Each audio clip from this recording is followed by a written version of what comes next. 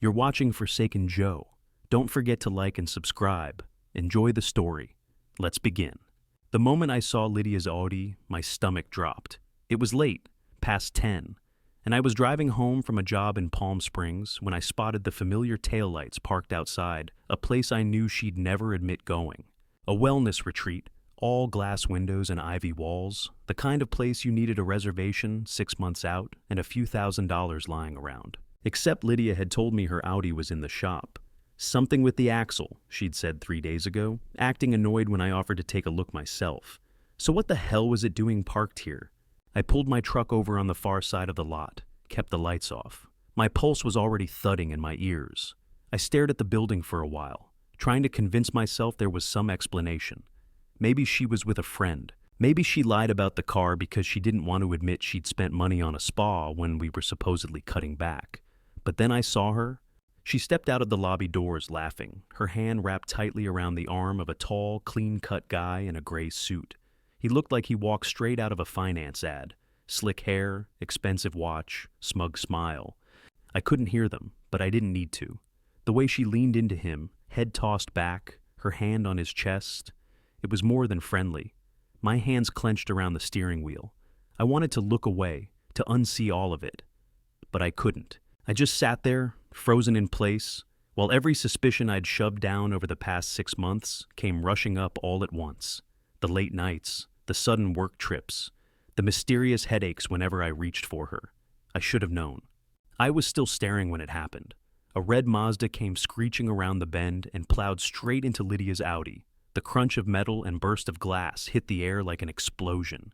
She screamed. The man yanked her back just in time, his arms tight around her as the front end of the Mazda buried itself into the side of the Audi. I jumped out of the truck without thinking. People were already running from the lobby, shouting, someone on the phone yelling to 911. Lydia stood there shaking, her hand still clutching that guy's sleeve, like I wasn't even real. When her eyes finally found me, her expression didn't crumble into guilt like I expected. No apology, no shame, just rage. She let go of him and stormed toward me, jaw clenched, hair wild, her heels snapping against the pavement like gunfire. "What the hell are you doing here?" she hissed, voice low and tight. I stared at her, stunned. "What am I doing here? Your car is supposed to be in the damn shop." "You were following me?" she barked, getting closer. "You think you can spy on me now?" "I was driving home," I snapped. "I wasn't expecting to find you here with—" I nodded toward him, who was now talking to someone in a uniform. Whoever the hell that is. "His name is Adrian," she said, like that cleared it up. "And you had no right to come here. None." The sound of sirens cut through the air behind us. But all I could hear was her voice, cold and furious, like I was the one who'd done something wrong. And in that moment, with broken glass all around us, and her standing there defending the man who'd just been holding her like she belonged to him, I knew. The marriage wasn't just cracked. It was gone. "Adrian," I repeated, loud enough that a few heads turned. "That your colleague now?" Lydia's jaw tensed. "Keep your voice down." "Nah," I said, stepping closer. "Let's talk about it. Let's talk about how your car magically got better and ended up parked at a spa with your colleague." Her eyes flashed. "This isn't the time, Dominic." "You're right," I said, glancing at the cops talking to the other driver. "It's long past time." Adrian walked over then, adjusting his sleeves like he was trying to smooth the situation down. "Is there a problem here?" "You mean besides the lying?" I asked. "Or the cheating? Or the fact that I just watched you damn near get crushed next to a car you swore was sitting in a mechanic's lot?" Lydia rolled her eyes. "Don't do this." I turned to Adrian. "You married?" His face froze. "What?" "I asked if you're married," I said again. "Because I got a funny feeling your wife doesn't know Lydia's been spending her evenings hanging off your arm." He didn't answer. Just looked between the two of us, like he was finally realizing this wasn't just a bad night. This was a situation. I pressed. "Does she know about the fancy little dinners, the texts at 2 a.m., the perfume I smelled on my pillow when Lydia came home late?" Adrian stepped back like he'd been slapped. I don't think this is appropriate." I pulled out my phone. "Great. Then you won't mind if I ask her myself." Lydia's eyes widened. "Dominic, don't—" I kept going, tapping at the screen. "I've got her number. Want me to read it out loud?" Adrian's calm cracked right down the middle. He lunged forward. Wait, man, hang on. But Lydia was faster. She went straight for my arm, grabbing for my phone like she could will it back into her control. You are not doing this, she said, her voice shaking with fury. You're not dragging innocent people into this just because you're bitter. I yanked my hand away. Innocent? Lydia, you're married to me. You lied to me. That stopped being innocent the second you let him put his hands on you. A police officer stepped in between us just then, voice calm but firm. Ma'am, sir, I need you both to take a breath. We did, but it wasn't peace. It was the calm before the next explosion. Lydia looked at me, eyes full of something I hadn't seen in years. Panic. You send that message and you'll regret it. I met her stare without blinking. You already lost the right to warn me. Adrian, now pale and sweating, looked like he wanted to disappear. Lydia, you didn't say you were married. That stopped her cold. And for the first time, it wasn't me she was angry at. It was him. I hit send. It was that simple. No dramatic speech, no countdown. Just one press of my thumb and the truth shot across the digital line to Adrian's wife. Lydia let out a strangled noise, like something between a gasp and a scream. You didn't, she whispered, eyes locked on my phone. I did, I said. Adrian took a step back, reaching for his own phone now, already seeing the ripple effect coming. His hands trembled as he typed in his passcode, and then, there it was. The buzz, then another, and another. 3 messages in quick succession. His face drained of all color. Oh no, he muttered. What does it say? Lydia asked, stepping toward him. He didn't answer. His jaw tightened as he scrolled, reading something that clearly wasn't going well. Lydia tried to peek at the screen, but he turned away, shielding it like it was something precious. Adrian, she hissed, her voice rising. Let me see it. He looked up at her, not with softness, not with concern, but with pure, burning betrayal. You told me you were separated, he said, voice low and furious. What? She stammered. I never said... You said your husband was controlling, Adrian went on, shaking now, the messages still coming in. You said the marriage was dead. You said, Jesus, Lydia. You didn't even tell me your real last name. I watched her try to recover, to spin something out of this mess, but the ground was already gone beneath her feet. She reached for his arm. Listen to me. Dominic's making this worse than it is. We can fix this. Adrian ripped his arm away. You lied to me. You dragged me into something I never agreed to. And what about you? I said, stepping forward. You didn't think you'd get caught? You think you can play house with my wife while your own sitting at home thinking you're in some board meeting?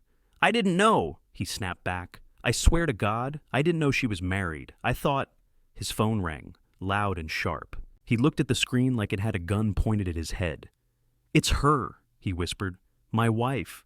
Lydia moved to stop him. Don't answer, just wait. Let's figure this out. But it was too late. He turned away and picked up, walking briskly toward the other end of the lot, already speaking in hushed, desperate tones. Lydia watched him go, her face frozen in place. Then, slowly, the panic set in. She turned to me. You don't understand what you've just done. No, I said. You don't. She took a step, but her legs wobbled. She didn't chase after Adrian. Couldn't. He was already peeling away, further and further out of reach. And for the first time since all of this began, Lydia didn't have a comeback. No defense. Just silence. She stood in the middle of the chaos, glass still glittering on the pavement, headlights flashing in the dark, Adrian's voice fading into nothing. Lydia looked smaller now, like something had finally cracked beneath her designer coat and expensive makeup. But she still had fight in her. Of course she did. You think this makes you some kind of hero? She spat, voice shaking as she stepped toward me. You think blowing up my life is going to make yours better? I didn't flinch. I didn't blow up your life. I just handed you the match. You lit the fire. Her laugh was hollow. You don't get it. You never got it. You're so wrapped up in being the good guy, the loyal husband. You think everyone owes you for putting up with them. I tilted my head. You cheated, Lydia, lied, hid things, and now you're blaming me for not being passive about it? I made one mistake. I cut her off. Number 1 mistake is a drunken kiss. 1 mistake is a lie you come clean about the next day. You built an entire second life, Lydia. Her eyes narrowed, cold and sharp. You'll regret this. Already did, I said. Every night I sat at home, wondering where you were. Every morning you rolled over and kissed me like you weren't lying through your teeth. She took another step, lowering her voice. You don't understand how this is going to play out. People talk, people judge. I can still fix this before it spirals. I looked her dead in the eye. You're not fixing anything. She opened her mouth, but I beat her to it. You're not twisting this into some mutual decision. You're not turning me into the bitter husband. This isn't your narrative anymore, Lydia. That hit her. I saw it. The recognition that I wasn't begging, wasn't soft, wasn't hers. I'll tell everyone what you did, she said, reaching for anything that might hurt. I'll make sure people know you're unstable, controlling. You already lost, I said calmly. You lost the second Adrian walked away from you like you were nothing. You lost the second I stopped giving a damn. I walked back to my truck. She didn't follow, didn't speak. She just stood there, in her heels, in the wreckage, watching the last thread snap between us. And I didn't look back. The house felt different when I walked in. Not quieter. Lydia had been gone most nights lately anyway. But hollow, like the energy had drained out of the walls. I stood in the entryway for a second, keys still in my hand, staring at the wedding photo on the table. Us on the beach in Santa Barbara, grinning like idiots. I picked it up, held it for a breath, then dropped it face down. I didn't need to leave. This was my house. My name was on the deed, but I wanted the space to feel like mine again, not a stage she performed domestic bliss on. So I started packing. Not my clothes, hers. Not because I was throwing her out just yet, but because I wanted her out of every room she'd tried to control, her heels from the closet, her face creams that took over the whole bathroom counter, the wine glasses she insisted on buying even though neither of us drank wine regularly. I shoved it all into boxes and taped them shut. By the time I hit the third box, my phone was buzzing on the kitchen counter. Lydia, 4:38 p.m. We need to talk. Lydia, 4:45 p.m. Please don't do anything rash. Lydia, 5:02 p.m. You're being cruel right now. You think this solves anything? Lydia, 5:18 p.m. Call me. Lydia, 5:32 p.m. I'm coming over. That last one gave me pause. I walked to the front window and peeked through the blinds. Nothing yet. I went back to packing. I didn't bother responding. If she was looking for a way to spin the narrative, she wasn't going to find it in me. Then, right as I finished taping the last box, I heard it. The screech of tires pulling into the driveway too fast. Headlights slashing across the living room walls. I moved to the front door, but I didn't open it. Not yet. Her car door slammed. Then fast footsteps. Then, bang, bang, bang. Dominic! Her voice was frantic, high-pitched. Open the damn door! I stood still for a beat, my hand hovering near the knob. Behind me, the house looked cleaner than it had in months. 3 taped boxes by the stairs, a wedding photo flipped face down. A new quiet settling in. It was mine again, and I wasn't about to give it back. I opened the door without a word. Lydia stood there in leggings and a jacket pulled tight over her chest, cheeks flushed, hair windblown and messy. Not the polished version of her she showed the world. This was raw, frantic Lydia, and behind the desperation, I could see it. Fear. You have no right to ignore me, she snapped, pushing past me into the house like she still lived there. I've been calling you all day.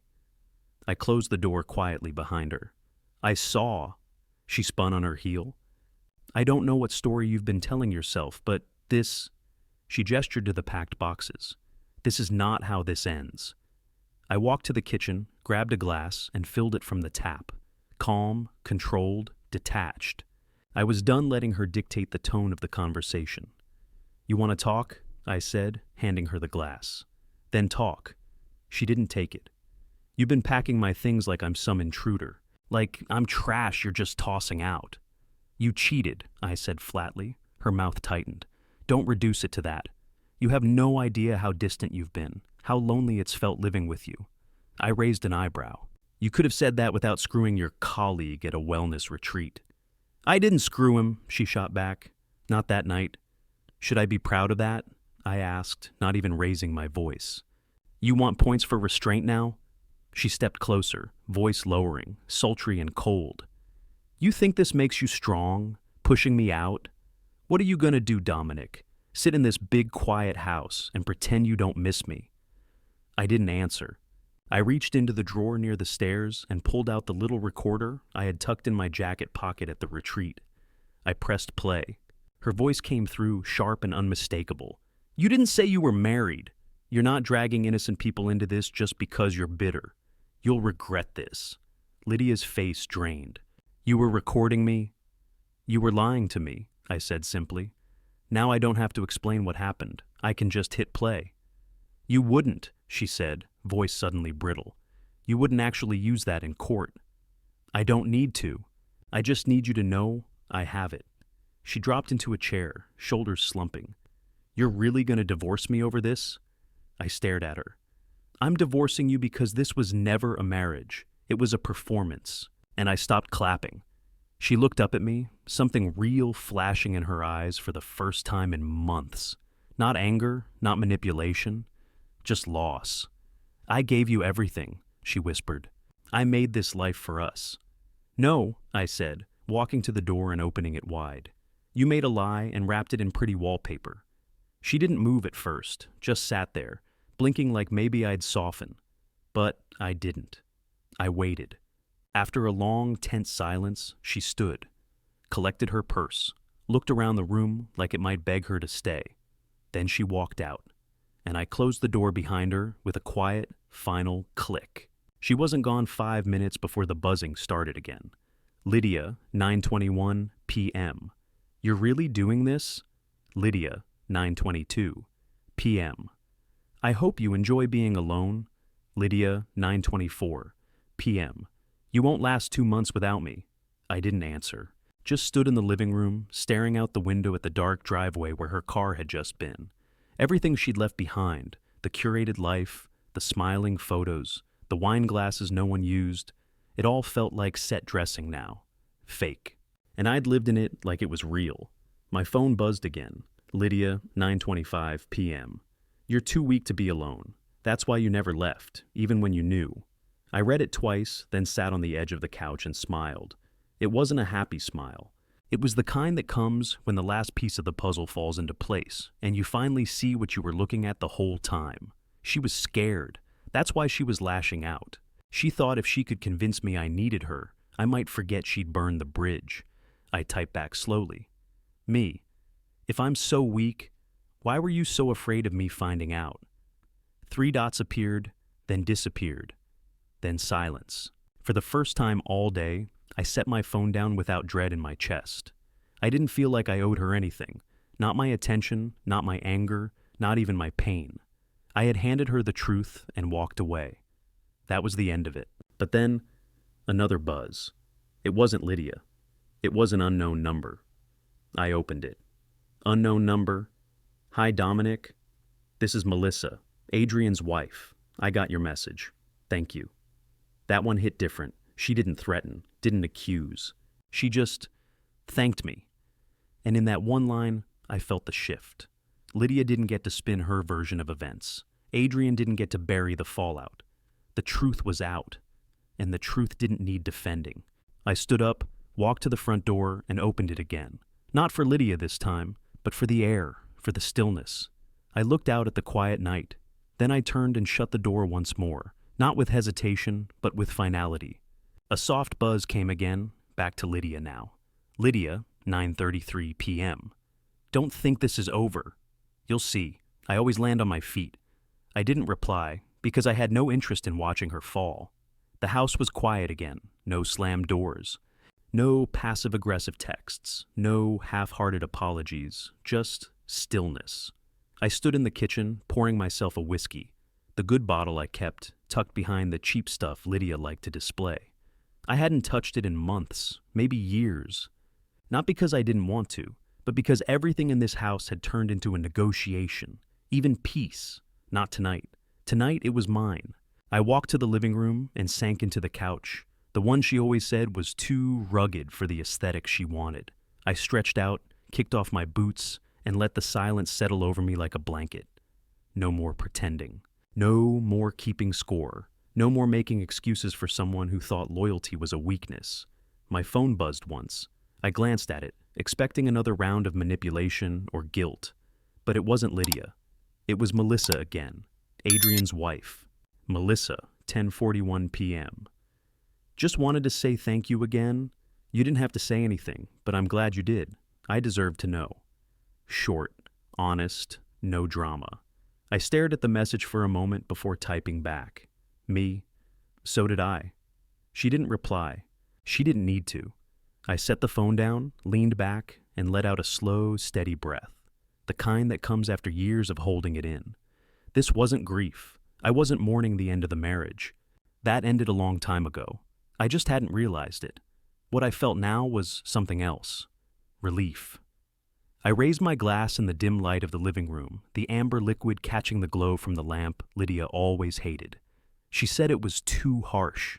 I like that about it. It didn't try to hide anything. To truth, I murmured. I took a sip, and for the first time in years, I wasn't drinking to forget. I was drinking to remember who I was before I started shrinking to fit someone else's story. No apologies, no regret, just freedom. The couch creaked slightly as I leaned back and let my eyes close. No footsteps down the hall, no shallow breath beside me, just the deep, steady rhythm of my own. And it was enough.